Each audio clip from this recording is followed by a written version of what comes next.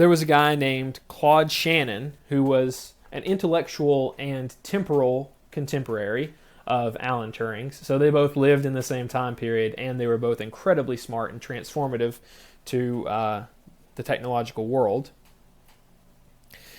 Claude Shannon realized that relays actually act just like this theory that people had referred to as Boolean.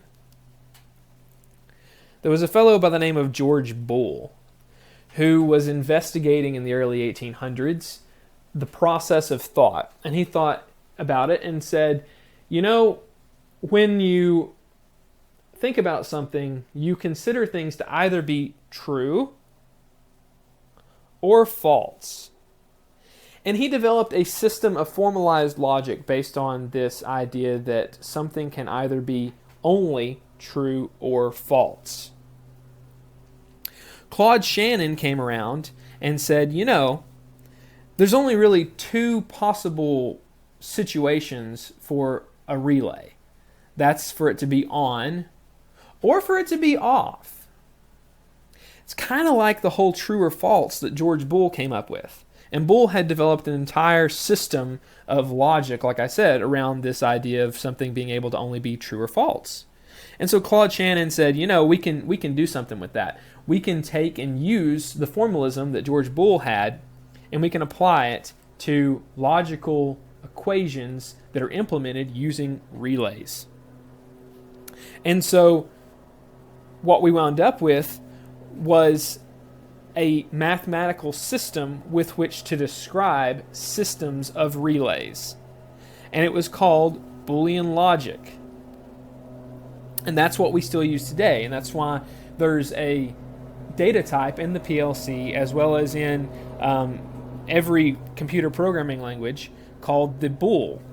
A bool is a variable which can only take on a value of 1 or 0.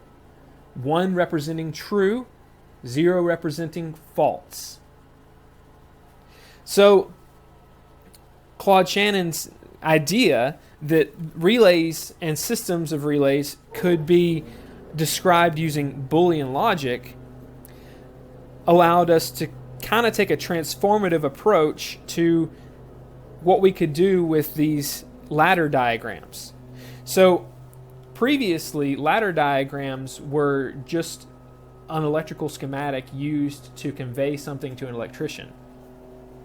But after the prevalence of PLCs began to increase after Modicon built the first PLC in 1968, they said we need to be able to program PLCs in a way that the people who previously were used to looking at ladder diagrams of relays will understand. And so what they came up with was we will simply use the very same ladder diagrams that they previously used for wiring these relays as a programming language. So now, if we wanted to program a PLC to do the very same thing as that relay system we just looked at, we would do something like this.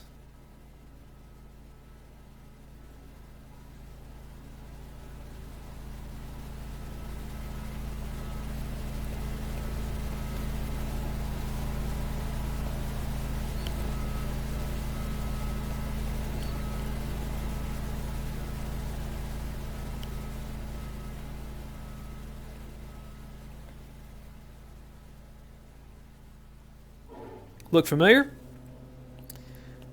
It is our very same logic. There's our button.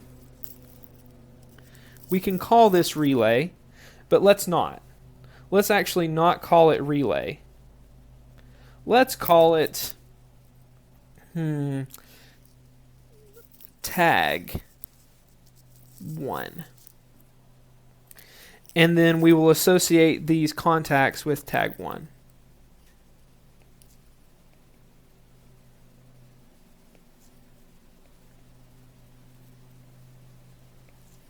And then we have our motor A, motor B, and motor C. Okay, let's take a quick look at this logic. Notice we didn't use some special symbol for a button here. That's because this is an electrical schematic. This is not a schematic anymore. This is now a programming language. And the way that we read this programming language is from left to right, top to bottom. So we say that it is being scanned. Each rung of this ladder is going to be scanned, and then the next rung is scanned. And we scan from left to right. So this is happening inside a computer now. It's not an electrical reality. This is a computer-based system, and what is happening is this computer is checking to see if the variable called button is on. If the variable called button is on, then it will turn on, and by turn on I mean set the value of this variable called tag1 to true or on or 1. All of those things mean the same thing. If you're talking about a Boolean variable, on, true, or 1 are all the same thing. Off, false, or 0 are all the same thing. So if this button is on, if this button variable is true, then tag 1 will also be true. Now, why did I call it tag 1? Well, in Allen Bradley and many other programming languages used for PLCs, they refer to variables as tags. That's important. In this class, I'm happy if you have had experience with other programming languages. It's actually fairly essential. However, try to refer to variables as tags. So this is called tag 1 because it's just a variable.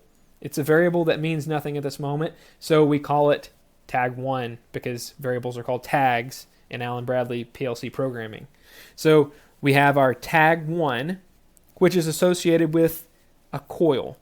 Yep, even in the ladder logic programming language, this is called a coil. It's been inherited from when this was actually based on relays. These are called contacts, normally open contacts, and this is called a normally closed contact. So this program will check to see if button is true. If button is true, then tag 1 will be made to be true. If button is false, then tag 1 will be made to be false.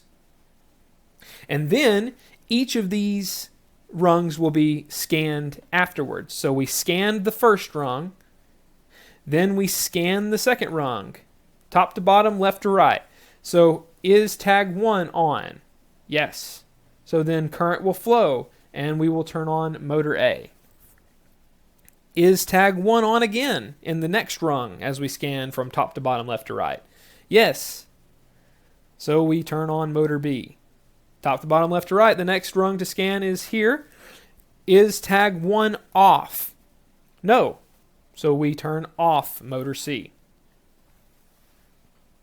So ladder logic is both what they used to use to describe relay networks as an actual electrical schematic, and it is now a programming language.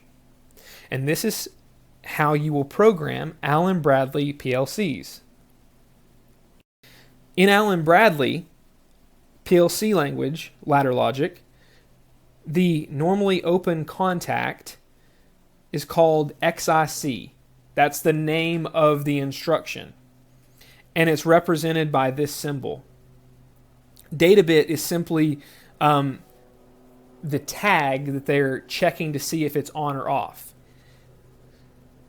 So this is copied directly from the Allen Bradley instruction manual, which is available on iLearn for you to reference as necessary in lab or for the pre-labs. So what this says about the XIC instruction, the normally open contact instruction, is that it does nothing before the scan, so before the actual rung is scanned. But when the rung is scanned, if the rung condition in, so that's everything to the left of this instruction. So everything over here is the rung condition in. If the rung condition in is false, then the rung condition out is made to be the rung condition in. So if current is not flowing up to here, then it's not going to make current flow over here. Remember, this is a programming language that works and simulates the function of relays.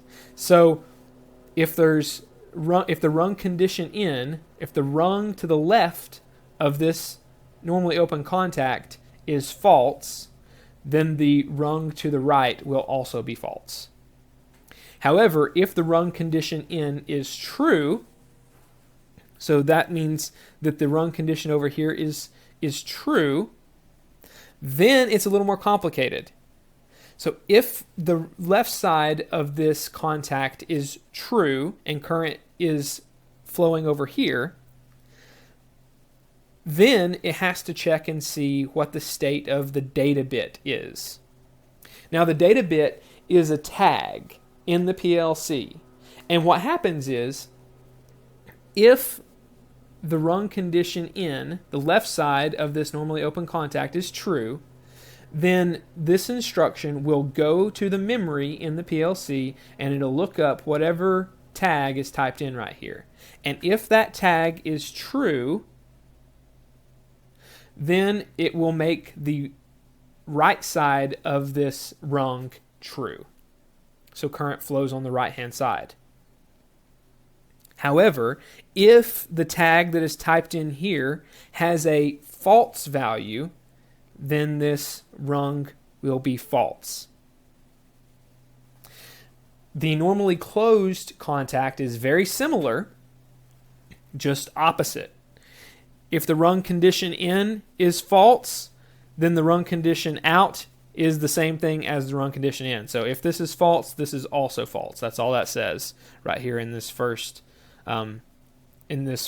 execution explanation. In the second, if the rung condition in is true, so if the left-hand side is true, then we have to check the data bit again. If the data bit is false, so if this data bit has a value of 0 in it, then this becomes true. So that's the opposite of what we set up here with the normally open. However, if the data bit contains a 1, this is false. So that's exactly what this says right here.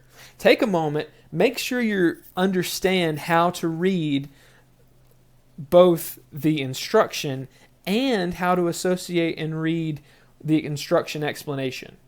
Because you need to be able to read manuals like this, and you're going to need to be able to read them in the lab. So make sure that how these operate makes sense with your intuition based on what we talked about with relays, and makes sense with what you read here in these tables. So we've introduced normally open and normally closed contact instructions in ladder logic programming language, which we'll refer to just in general as ladder logic from here on. We also have one more to introduce, which is called a coil. Specifically, it's what I call an if-else coil. Alan Bradley calls it the OTE, which is the output energize, but refer to it as the if-else coil in this class, or OTE. The OTE does exactly what we described previously when we were talking about relay coils, which it should, because this is supposed to perform and supposed to take on the same functionality as a relay. So what happens when current flows into a relay is it turns on all of the conducting plates that are associated with that relay. Well, when we have an if-else coil or an OTE, then what happens is if the rung in condition is true, which is here, then it's going to set the rung out condition to the rung in condition. So if this side is true, then this side will be true. But it does something else. The data bit, which is the tag that is associated with that coil, is set to true.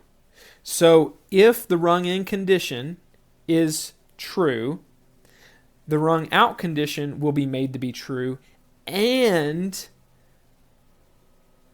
the data bit tag that's associated with this coil, and keep in mind, this tag can have any name. It doesn't have to be data bit. It could be relay. It could be tag 1. It can be anything you name it. This is just an arbitrary tag. So if the rung in condition is true, the rung out condition will also be true, and it will set the data bit, it'll set the tag associated with this coil to true. If the rung in condition is false, then it will set the rung out condition to false as well, and it will clear this data bit. It will be made to be false. So if this rung in condition is false, the rung out condition is also false, and whatever tag is associated with this coil is going to be given the value 0, the value false. So this is usually used in a ladder diagram, something like this.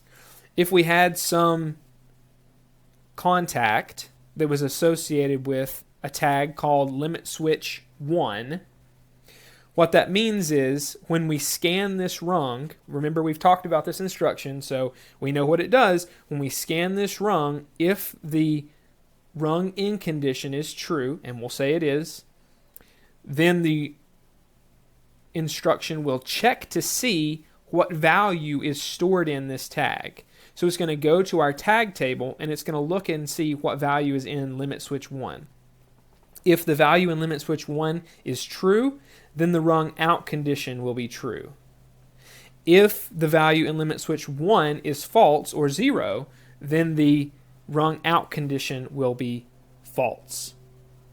So what that means is that if limit switch 1 is on, then the rung in condition to this coil will also be on or true. And if the rung in condition to this coil is true, then this coil is going to set light 1. Light 1 is a tag. It's going to set the value of light 1 to true. So if limit switch 1 is on, we're going to turn on light 1. If limit switch 1 is false, we're going to turn off light 1. So this works exactly like the relay diagram we discussed previously. Only now, this doesn't have to just be connected to a relay. This is a way to test any Boolean variable. If this Boolean variable right here, Boolean tag, is true, then we're going to turn on the rung condition out. And in this case, the rung condition out continues uninterrupted all the way to a coil. So if this contact is on, if limit switch 1 is on, light will be on. Now, let's relate that to intuition you may have about sequential programming. We said if limit switch 1 is on, then light 1 will be on. So if, and I'm going to abbreviate limit switch to LS, and we'll say LS01, and I'm going to use Python-ish looking if statements. If limit switch 1, then light, which we'll just call L1, equals true. Now, is that all the code? Does that fully create an equivalence? So if limit switch 1, light 1 is true. What about if limit switch 1 is false? What happens to light 1? That's right. It says if rung condition in is false, then it's going to set this to false. So actually, this is an if-else.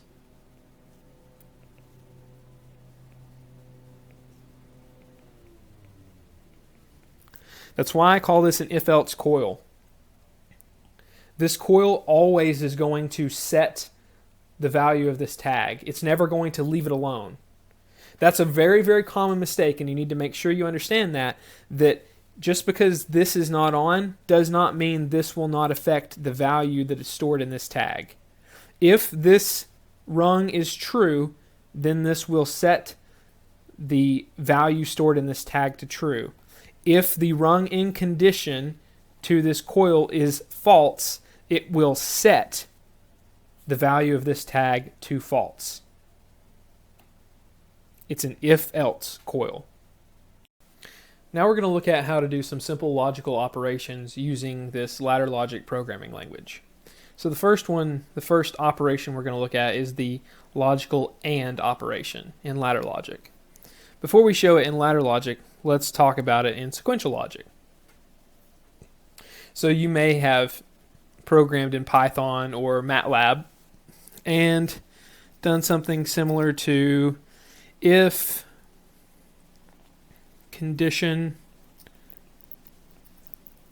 1 and condition 2,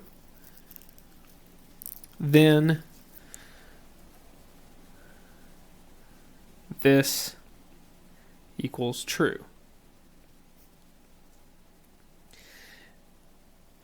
So here we have the logical AND operation combination of condition 1 and condition 2.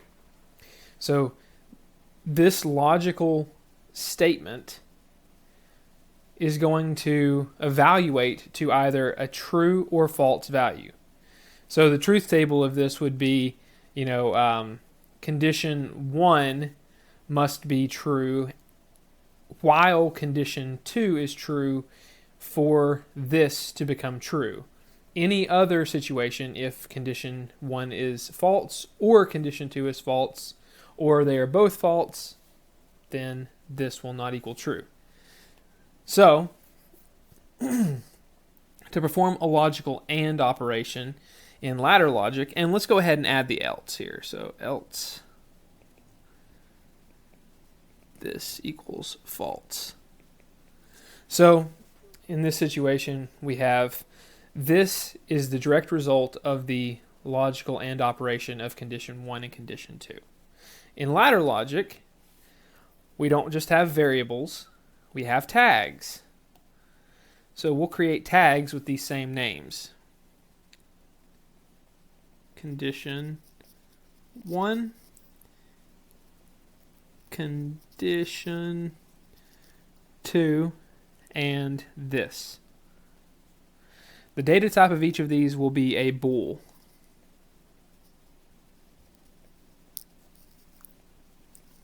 Bool is short for Boolean from Boolean logic.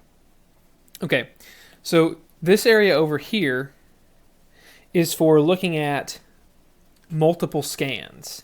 So we are going to assume that condition 1, condition 2, and this all start with a value of 0 or false.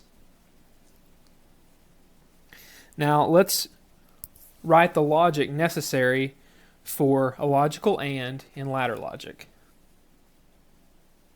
So we have the first condition and the second condition, which then controls the rung in for our coil. So condition 1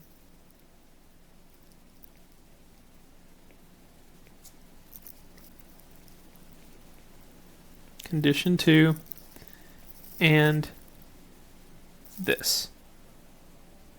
Now let's think about this. When is this true?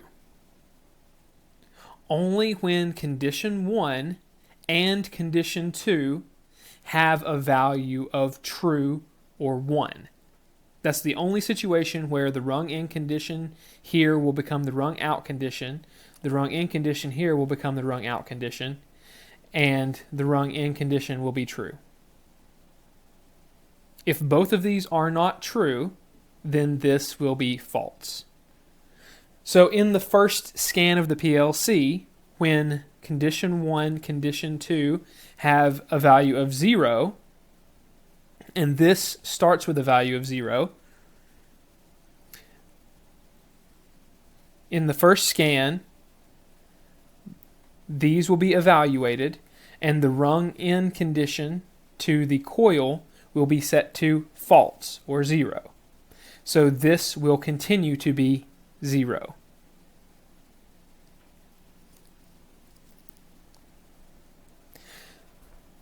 In the second scan, let's say someone changes the state of condition 1 to be a 1, but they leave condition 2 a 0. Then condition 1 will set the rung out condition to true. However, condition 2 is still false, so the rung out condition will be false after the second contact, normally open contact, which means this associated with the coil shown will still be false. Now, let's say that someone left condition 1 true, and now they've also made condition 2 true. Let's evaluate our third scan. So condition 1 is true, which means the rung out condition is the same as the rung in condition, and the rung in condition on the first instruction is always true. So the rung out condition is true. Condition 2 is true, which means the rung out condition is equal to the rung in condition, true. So we have true here, and now we have true here. So anytime we have a coil with a rung in condition that is true, the coil will go to the place in memory where the tag is stored, right here, and it will store the value 1, or true. So this coil sets the value 1 for the tag this.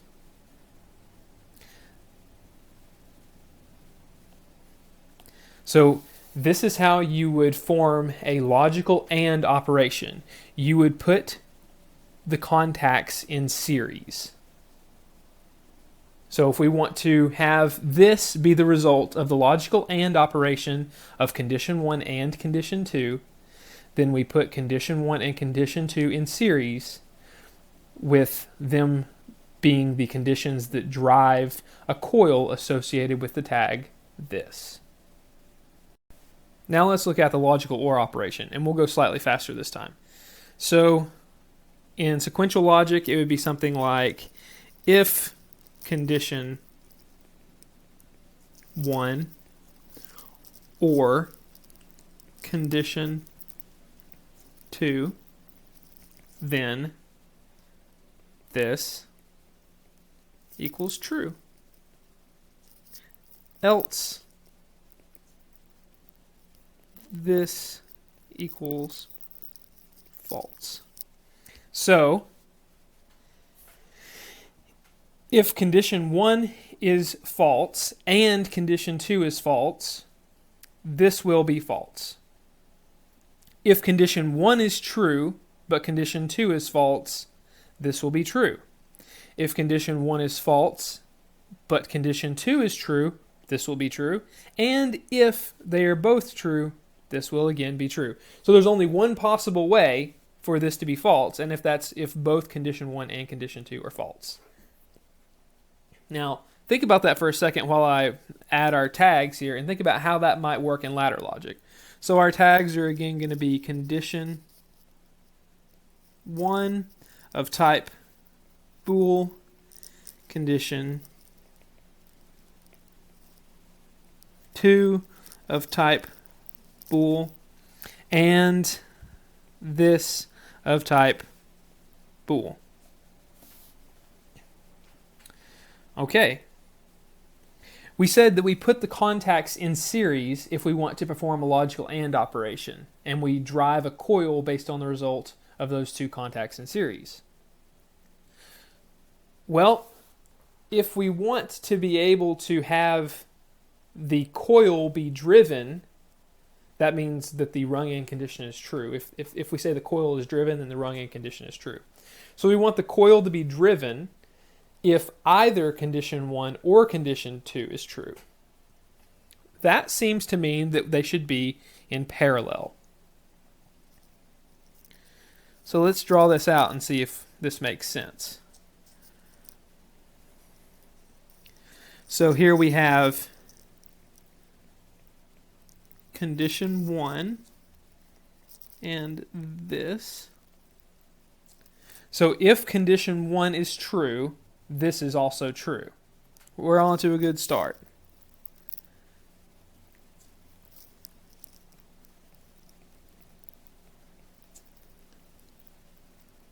Okay. So now, if condition 1 is false, but condition 2 is true, we still have a path where the rung end condition is set to true. So the coil associated with the tag this is still driven, and so this will still be given a true value. Let's play this out in our table here. So initially, we'll say they all have a false value. So we analyze it. If condition 1 has the value false, that means that nothing will flow through this contact. So this rung condition here is set to false because even though this rung end condition is true, condition 1 is false, and so if we have a normally open contact, the rung out condition is always false. Okay. Now we look at our other normally open contact. If condition 2 is true, then this will have a path to flow. Is condition 2 true? No, it's not. So the rung out condition is again false. Now this whole unit here is considered one rung. So we are evaluating all the conditions associated with this section of rung before we evaluate this coil. You might mistakenly think that you would evaluate this contact, this coil, then this contact, because I said top to bottom, right to left, or left to right. Top to bottom, left to right is how the PLC evaluates. But when you have a rung with multiple branches, you evaluate all the branches top to bottom before moving across the rung. So we have multiple branches. We've evaluated our normally open contact. We said this will set the rung condition out to false. We have evaluated our second branch, and it also sets the rung condition out to false. So now we move to the right to our coil, and the rung in condition to the coil is false, which means the coil will set the tag associated with the coil to false. So we set this to be 0. Now, let's say that someone pressed a button and now condition 1 is true, but condition 2 is still false. Now, condition 1 here will set the rung out condition to true because the rung in condition is true and condition 1 is true. So our rung condition in is true and condition 1 is true. That means the rung condition out is true. I'm going to stop saying rung condition in, rung condition out so much, and I'm going to start using the PLC jargon that is more common. That would be that this contact is on. And it's on if the tag associated with it is on. If this was a normally closed contact, this contact would be on if the tag associated with it was off. So I'm going to start using that jargon, but understand what I mean is the rung condition in is true, and the tag is the appropriate value for this contact to conduct. So this contact is on. This contact is off because condition 2 is off. So that means we have a path for current to flow. This coil will then set the tag called this to true. Now let's say that condition 1 remains true and condition 2 is true. Well, then this contact conducts and this contact conducts, because condition 1 and condition 2 both have tag values of true, which means we have two paths to conduct to our coil, and this coil will set the value of the tag called this to 1. Now let's say someone pressed the button to turn off run condition 1, but we left on run condition 2. Okay, this contact won't conduct because condition 1 is false. This contact will conduct because condition 2 is true. That means this coil has a run condition in that is true, which means it is a driven coil, which means it will set the value of this to 1. Now they press the button to turn off condition 2. This coil will not conduct because condition 1 is false. This coil will not conduct because condition 2 is false. The run condition in is false, which means this coil sets the tag associated with the coil. In this case, it's called this to false. So that's how you would perform a logical OR operation in ladder logic. You would put the contacts in parallel and drive a coil with the result of those two parallel conditions. One last logical situation that we're going to discuss very briefly is where you're reading and writing from a tag. So in the previous examples, we wrote to this and we read condition 1 and condition 2. But what if we wanted to read from this and write to it? So in logic, that might look something like if condition, then this equals true, else this equals false. And then if this, then that equals true, else that equals false. So we have 3 tags involved: condition, this, that. They're all bools.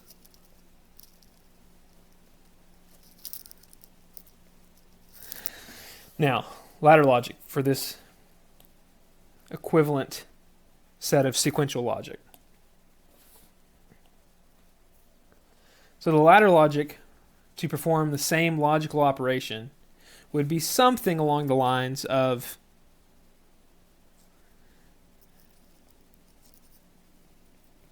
condition. Remember, if we have an if statement, an if-else statement, then we're using an if-else coil. So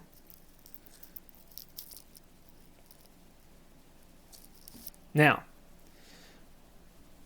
we are going to read the value stored in our tag table in the tag condition, and if that value is true, then we will have the run condition out from this normally open contact be true, which will drive this coil, which will set the value of the tag called this to true. But we can also read the value from the tag called this using a normally open contact.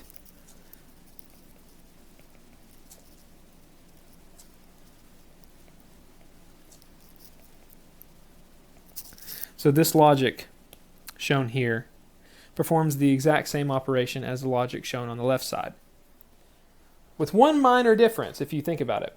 So we've been talking about how there are multiple scans, and we went through and looked at what happened as values changed on previous slides. But this logic over here just happens one time, right?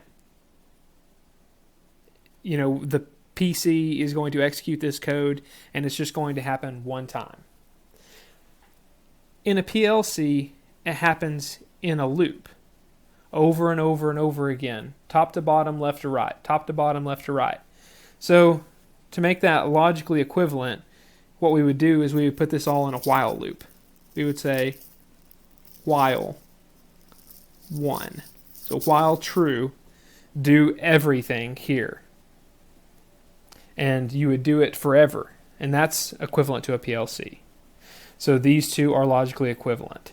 We have a while loop that is going to loop over this code over and over and over again, and it's going to say, if condition is true, then this is true. If condition is false, this is false. If this is true, then the variable called that is true, else false. It's the exact same thing that's happening here. We're looping, saying, if condition is true, this is true, else this is false. If this is true, that is true, else false. And start again. Condition true, this is true, else false. This is true, that is true, else false. Start again. That's how a PLC executes. That's exactly what's going to happen when you type in your code and download the code to the PLC. The last example that we're going to discuss is where you read and write to the same tag, to and from the same tag, in the same rung of logic. So let's just quickly look at this situation where we have some tag called start, we have some tag called stop, and we have some tag called run. And all of these are bools.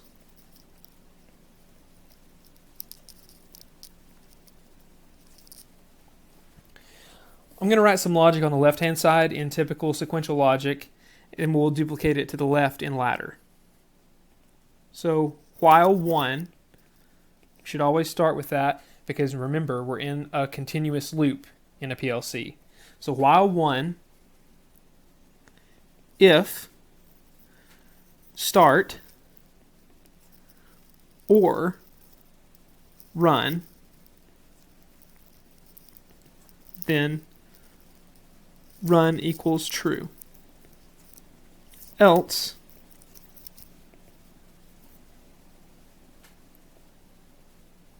run equals false. Okay. We know how to go from an OR statement in sequential logic to an OR statement in ladder logic, so let's do that. We need a normally open contact for start, and we'll need a normally open contact for run,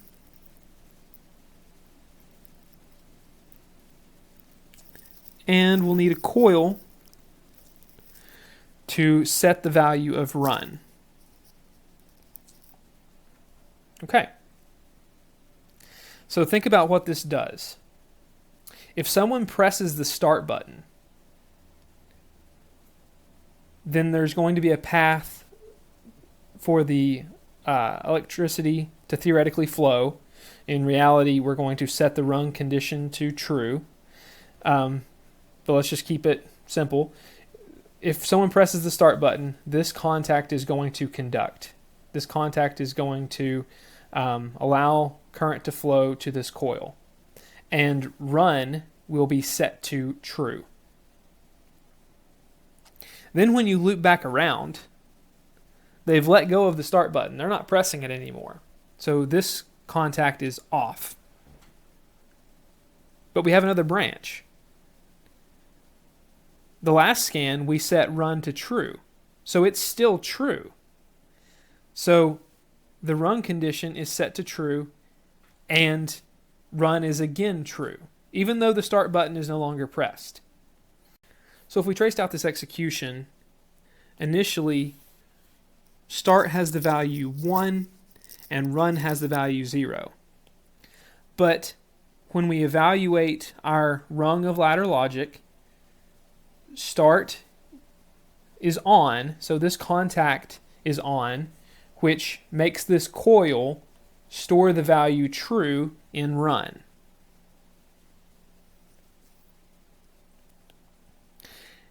And we didn't even bother checking this other branch because the first branch was true. So then we loop back around and start over. Top to bottom, left to right. Start no longer has the value true. Start now has the value 0 because they let go of the button. They took their hand off the button. So this contact is not on, but we have another branch. We have to evaluate that branch because we do both branches before moving to the right. So start is false, so this contact is not on, but run has the value true. So this contact is on and continues to drive the coil for run. So this is called a seal-in. When you use the tag associated with a coil to keep the coil turned on, that's referred to as a seal-in. So even though start is now 0, run will continue to be 1 for the rest of time. There's no way to turn it off now. That's kind of a problem. It's great to be able to have something turn on and not turn off, but we'd like to be able to turn it off if we wanted to. So that's what the stop tag is for. Let's just quickly modify this logic so that we have the ability to turn it off if we want. So in sequential logic, what we want is if start or run, and we'll put a parentheses to help us, and not stop. So if start is pressed, or we're already running, and you're not pressing the stop button, then keep running. So now let's also modify our ladder logic so that it matches our new sequential logic. So we know how to program an OR, that's by putting contacts in parallel, and we have looked at how to program the AND logical operation. So notice here we are ORing these two conditions and then ANDing the result of those two conditions with not stop. So we're going to put our next condition in line with the result of the OR of start or run. Start or run, and so we put the next condition in series with start or run, and so we're doing it in series.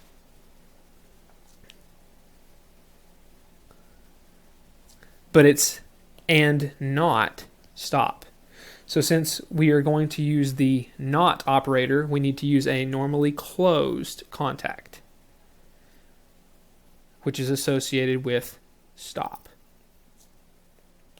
So if the start button is pressed or you are currently running and you are not pressing the stop button, run. Else, stop. If the start button is pressed or the run button is pressed and you're not pressing the stop button, run. We can easily trace out the operation of this circuit. In the first scan, start is true, but stop is false and run is false. So this contact will conduct, this contact will not. This contact will conduct because this is a normally closed contact. So it conducts when the tag associated with it is false. So start conducts and this contact, normally closed contact associated with stop conducts, which makes run take on the value true. So our coil is driven and it puts the value 1 into run. Okay, in the next scan of our ladder logic code, the operator has released the start button so it has a value 0. And they are not pressing the stop button, so it has a value 0. So let's evaluate our logic again. So top to bottom, left to right, but we evaluate all our branches before moving to the right. So start has the value false, so this contact is not conducting. Run has the value true, so this contact is conducting. Then we move right, because we're done with all these branches. Stop has the value false or 0, which means this normally closed contact does conduct. So run conducts and stop conducts. Therefore, the coil associated with run is driven, which means it again stores the value 1 or true in the tag run. Now we start again. We're still not pressing the start button, but this time someone has pressed the stop button. So now let's evaluate our rung. So we're evaluating one rung when we evaluate both of these branches. Both of these branches are a part of a single rung. If we put another rung down here of some other code, this would be scanned after we scan our first complete rung. So don't get confused. Top to bottom, left to right means we scan rungs top to bottom, and inside the rung we scan them left to right. But if you have multiple branches inside of a single rung, you scan the branches top to bottom as well. So don't get confused. That's an easy thing to be confused by. Just a reminder. So now let's go back to what we were doing. We were evaluating the latest situation of our conditions. So start has the value false. That means this contact does not conduct. Run has the value true, which means this contact does conduct.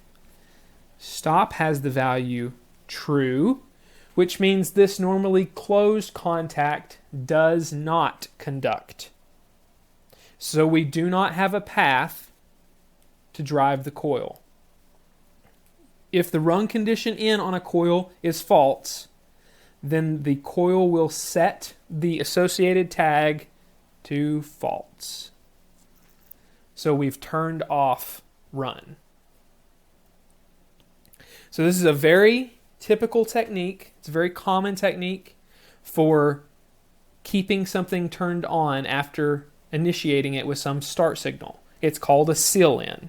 And typically you'll use some sort of a normally closed contact ANDed with the seal-in as a way to turn it back off.